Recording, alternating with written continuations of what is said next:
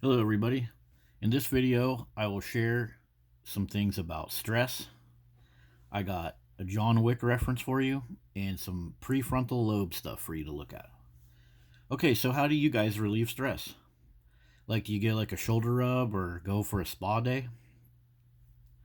Well, dogs relieve stress by fighting and attacking. You see, a dog, when it's stressed, the neurotransmitters trigger what are known as the 4 F's. Fight or flight, or fool around and freeze is what they call it. Fool around, I definitely see dogs doing that, but I also see them fighting. So when dogs are stressed, they're bombarded with hormones because they're in a fight or flight response. So, how did they handle the stress though? They just react. They don't handle stress like us humans do. Notice some of the results of a dog being stressed out. Increased sensory perception, tunnel vision. Tunnel vision. Like when you're trying to stop a dog from doing something, maybe it's chewing a hole in your couch or biting or attacking. The thing doesn't even see you. Yeah. Temporary cognitive impairment. Oh, yeah. They go stupid. Dogs start attacking and barking. Like, you ever see a dog start barking and then it just doesn't shut up even though there's nothing to bark at? Yeah. Cognitive impairment is part of the stress. How about this? A lower threshold of aggression. Caution, dogs may bite more easily when stressed. Huh. So, if you follow the I Hate Dogs channel, he calls out a lot of these dog experts that say dogs attack out of fear. Well, we actually have to go ahead and field that statement from these dog experts because dogs are so screwed up inside of their little pea brain that they actually do attack out of fear because they have a complete loss of impulse control because they have cognitive impairment. Remember, dogs are not smart. So they don't even know how to respond to anything. So yeah, they can attack out of fear, and we shouldn't necessarily argue that point, but we should look at it. Look at how dogs react to fear and look at the downstream problems that this causes for us. So this has a lot to do with the prefrontal lobe, the lack of it in the dog, and the presence of it in the human. Okay, so I want to just show you guys this. It's just a refresher on some stuff I've talked about with the prefrontal lobe, some stuff I've shared. So those lobes get blood from the carotid artery, and that artery is compromised when you have the head forward posture of having a dog in your environment. And that artery and its blood and oxygen delivery and CO2 removal is also compromised when you have a dog present because the dog is putting CO2 into your face and taking away your oxygen. So I just want to make everybody aware of the carotid artery because it's a big part of this discussion. Okay, the prefrontal lobe and the frontal lobe, humans use this for impulse control, social behavior, judgment, motivation, problem solving. So as a human, remember I asked you guys, how do you deal with stress? You use your prefrontal lobe and your frontal lobe. And even if you're having a stressful time, you can use positive self-talk. You can use impulse control, and you can tell yourself, man, this is stressful right now, but on Thursday, I'm gonna have a chill day, and I'm gonna relax. You're using your impulse control. You're using your social behavior. Your prefrontal lobe is handling all that stress. Your prefrontal lobe is in there working overtime to handle all this. The reward and attention. Maybe you're having a rough day at work. Maybe you're dealing with some goofy people. Maybe your neighbor's dog's barking all day. But you're going to reward yourself later on with a nice break, a nice get out of town day, a nice meal, something like that. So all this stuff that you're doing, all of this work your prefrontal lobe is doing, a dog cannot do any of this.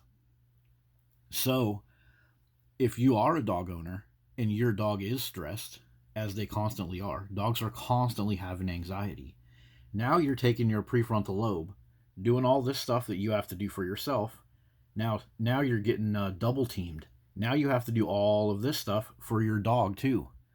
Since your dog doesn't have any impulse control, any planning, any type of empathy, now you are handling your stress and your dog's stress.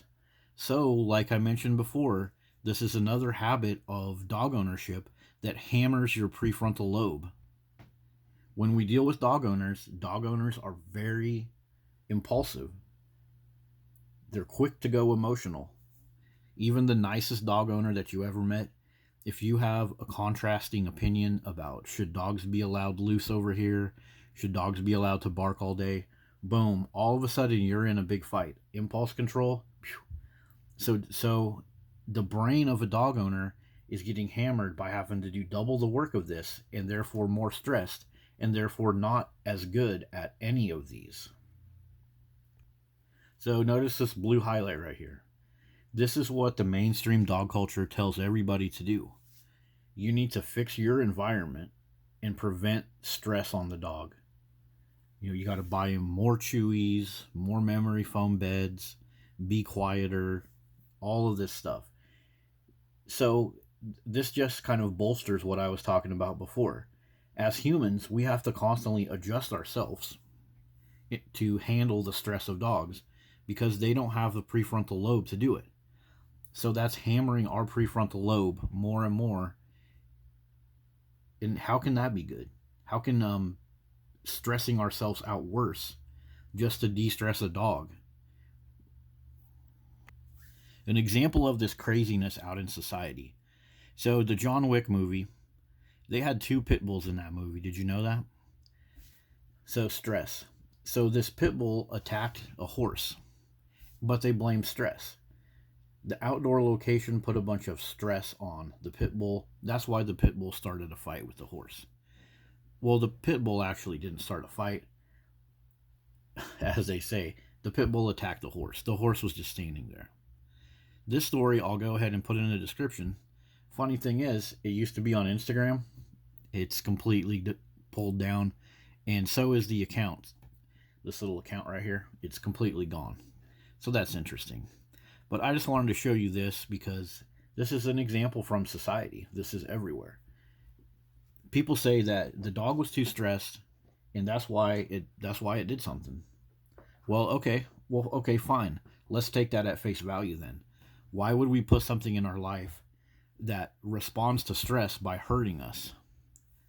Like a stressed out dog will eat somebody's hair scrunchie, eat 3 or 4 of them, or eat a bikini, and then they'll have to go to the veterinarian shop. That's a big financial stress on dog owners.